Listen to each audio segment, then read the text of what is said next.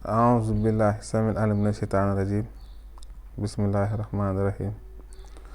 اللهم صل على نبينا محمد وعلى آله وصحبه وسلم. tey ñu indil leen arkaanul islaam. kam arkaanul islaam xamsatun, ponku islaam yi juróom lañu. wa hiya shahaadatu an laa ilaha illallah wa anna muhammadan rasulullah.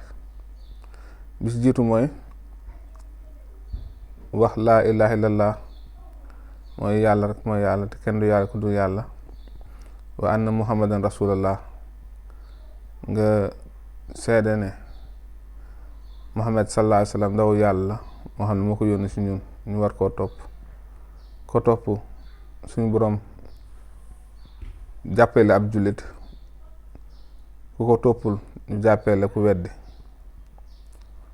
wa ihaami salaat, taxawal julli, maanaam képp xam ne jullit nga, liy màndargaal ne jullit nga da ngay julli.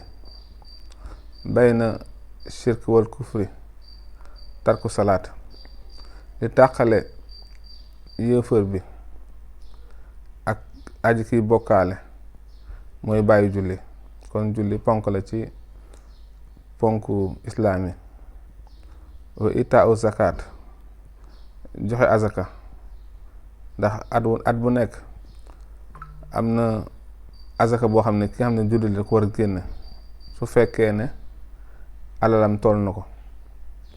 wa sawmu ramadaan, at bu nekk itam dina am weer woo xam ne nit ki da koy woor bu dee jullit la.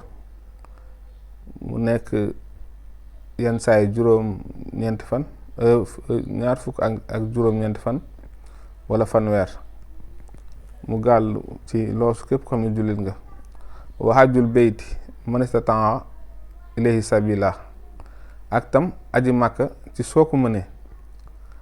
kon loolu mooy ponk islaam yi, mooy juróom yooyu. dina wax wa aleykum salaam wa rahmatullah taala wa barakaatuhu.